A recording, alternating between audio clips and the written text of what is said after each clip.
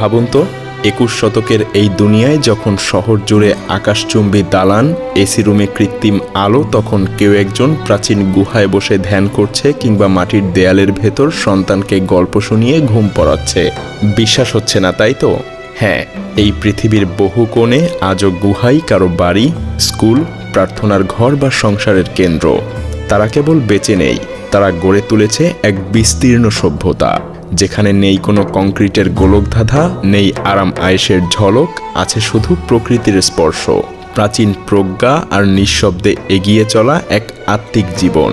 প্রযুক্তির ছোঁয়াও তাদেরকে স্পর্শ করেছে, কিন্তু পাথরের গায়ে ভর করেই তারা এগিয়ে চলেছে। জীবন মানে শুধু বিলাসিতা নয়, আত্মিক প্রশান্তিতেও লুকিয়ে থাকতে পারে এক অনন্য সৌন্দর্য।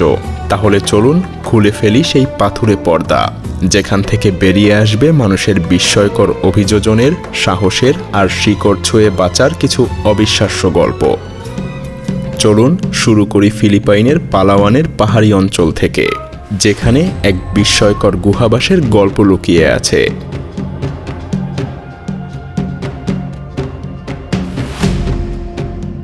প্রায় ৮০০ বছর ধরে ট্যাগবানুয়া উপজাতি এই চুনাপাথরের গুহাগুলোতে বাস করে আসছে।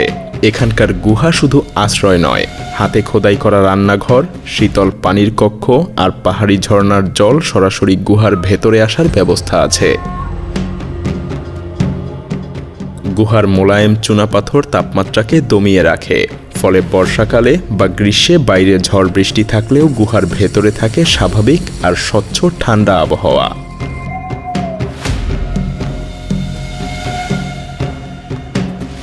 আকর্ষণীয় বিষয় হলো, এই গুহাবাসীরাও এখন আধুনিকতার ছোঁয়া পেয়েছে। সোলার প্যানেল, মোবাইল নেটওয়ার্ক আর ওয়াইফাই যুক্ত হয়েছে তাদের এই পাথরের আবাসে।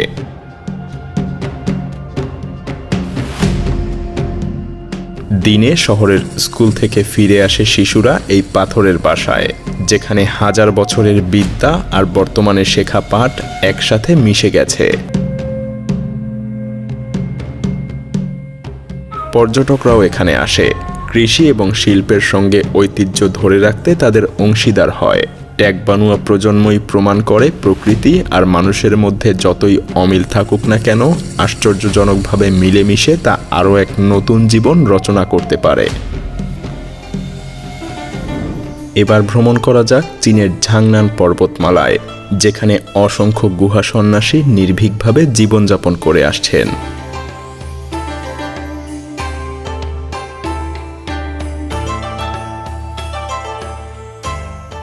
এখানে বিদ্যুৎ নেই, মোবাইল নেই, সব মিলিয়ে ধ্যানশীল গুহার নীরবতা আর প্রাচীন ধর্মগ্রন্থর ঘ্রাণ।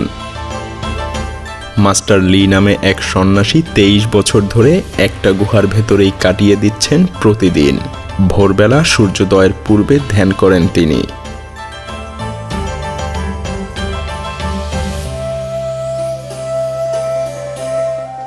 পাহাড়ি বাগান পরিচর্যা করেন নিজস্ব পরিশ্রমে।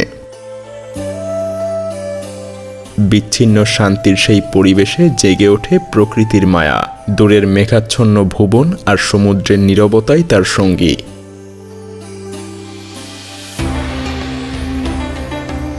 পাঁচ হাজারেরও বেশি এই সাধু সন্ন্যাসীরা ১৫০০ বছরের ঐতিহ্য বুকে নিয়ে এগিয়ে চলছে, আমাদের স্মরণ করিয়ে দিচ্ছে যে প্রকৃতি আর মানব মনের বন্ধন কতটা গাঢ় হতে পারে।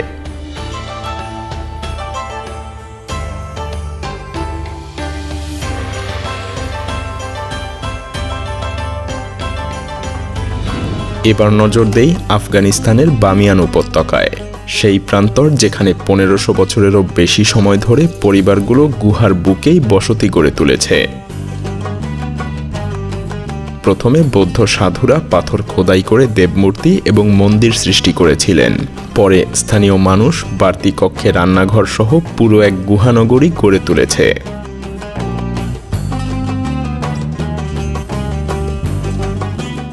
রান্নাঘর, শয়নকক্ষ, মজুদ ঘর আর মিলন সমাবেশের স্থান সবকিছুই খোদাই করা আছে এই পাথরের গুহামালায়। বাইরে যতই ঝড়ঝাপটা আসুক না কেন, এই উচ্চতার গুহাগুলো পরিবারগুলোকে নিরাপত্তা দেয় বেশ ভালোভাবেই।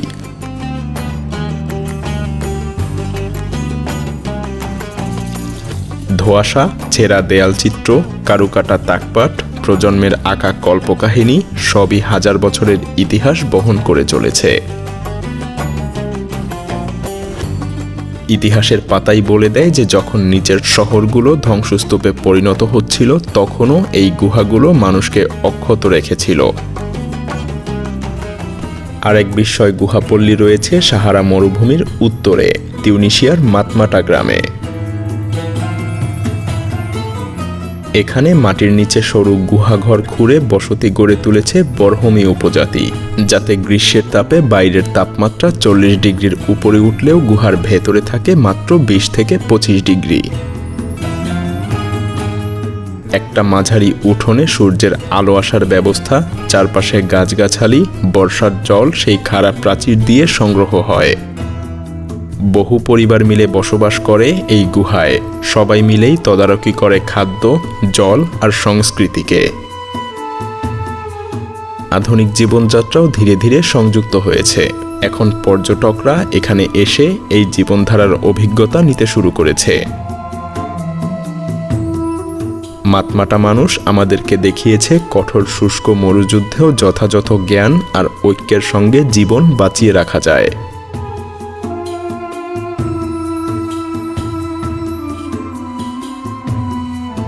পরের গন্তব্য চীনের গুইজৌ প্রদেশের বিশাল গুহাপল্লী জংডং।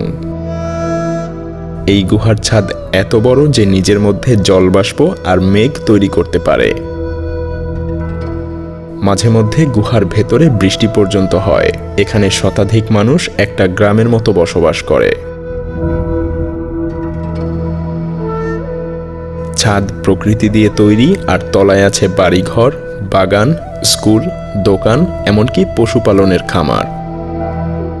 যদিও সরকার শহরে বাড়ি দেওয়ার প্রস্তাব দিয়েছিল, কিন্তু অধিকাংশ পরিবারই গুহা ছেড়ে যেতে চায়নি। শহরে এমন নির্জন আরাম আর আত্মিক মিলন কোথায় বা পাবে তারা।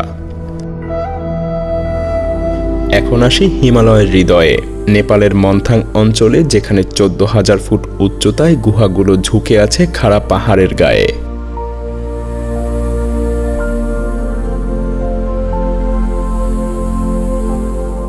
এখানে পথ নেই, তবুও মানুষ চলে যায় পায়ে ওঠা আঁকাবাঁকা সোপানে।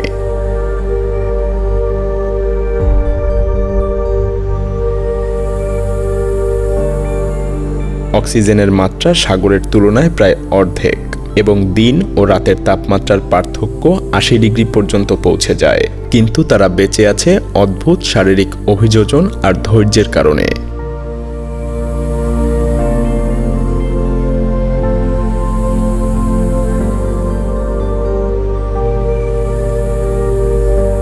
ফুসফুস তাদের এই ঠান্ডায় বেশ ভালোভাবেই অভিযোজিত।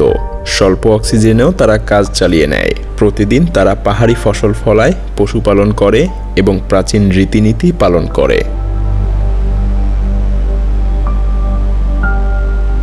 এখানে গুহা শুধু বাড়ি নয়, পবিত্র আশ্রয়, যেখানে প্রজন্মের পর প্রজন্ম ধরে চলে আসা সাধনার গল্প লেখা হচ্ছে।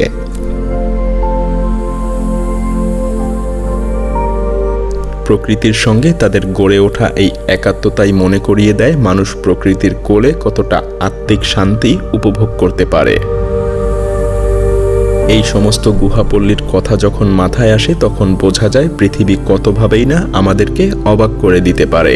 ফিলিপাইনের পালাওয়ান থেকে আফগানিস্তানের মরুভূমি, চীনের ধূসর পর্বত থেকে নেপালের তুষার ঢাকা গুহা, প্রতিটা প্রান্তে একাকার হয়ে গেছে শত শত বছরের আত্মার গল্প। তারা দেখিয়েছে যে প্রাচীন পাথরের আশ্রয় নিয়েও জীবন হতে পারে কতটা নিরাপদ, আরামদায়ক আর পরিপূর্ণ। পৃথিবীর বুকে এমন আরও অগণিত বিষয় লুকিয়ে আছে, যেগুলো খুঁজতে আমাদেরকে আবারও নতুন পথে নামতে হবে। তো দেখা হবে পরবর্তী অভিযানে। ভালো থাকবেন। ধন্যবাদ।